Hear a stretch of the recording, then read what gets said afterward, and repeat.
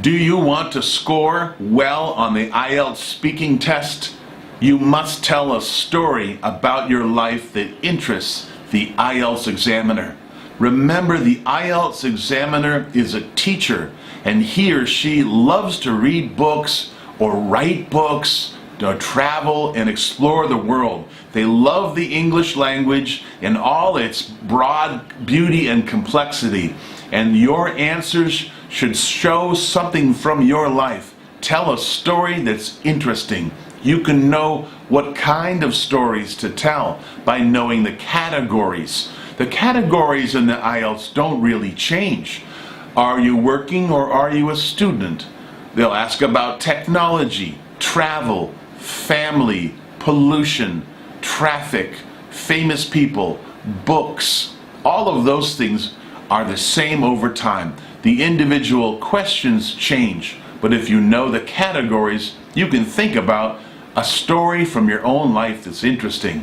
In the video I'm going to show you in a moment, it gives an answer to a question that's been on the IELTS speaking test recently, and it can help you think about what story to tell about your life. If your story is interesting and you can tell about something that you've experienced or something you feel, that will make you more interesting and get you a higher score from the IELTS examiner. You've done something that interests them. You've told a story about yourself.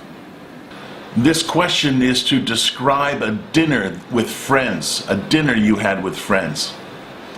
For me, one of the most memorable dinners I had with friends was at a reunion from our high school. I went to high school with three guys named Steve, Michael, and Andrew, and we were very close in that we all sang together. We were in a group, we wrote songs, and we also sang them and performed them for people. We had a lot of fun doing it. Then we went to different colleges, and so we were separated. We got together at the 5th year reunion for our high school, and we did some things at the high school, saw our old professors, and watched the football game. Then we went to Michael's house for dinner. We had a cookout. The food we made was very simple. We just grilled some steaks and had some French fries and had some drinks. But being back together with these three guys was wonderful. Michael's the greatest host. He really knows how to put on a party, and Andrew always has new jokes. And Steve's the quiet one, but he says some pretty funny things too. And they're all great singers. So as the evening went on, we talked a lot about our memories from high school and what had happened to us in our different colleges, and then we started singing some of those old songs. It was really a nostalgic time, but a very fun time. Sometimes when you're together for something as simple as a cookout, where you're with friends, that's a memorable dinner. I'll never forget that time I was able to see my three best friends after not seeing them very much for a long time. So in this kind of story, you tell about the friends. If you can describe them and what they're like, it makes it memorable. You can describe the food you had. That's not as important as describing the feeling of what it was like to be with these friends. Some dinners can be very formal, some could be quite inexpensive at a fast food restaurant, some could be a cookout.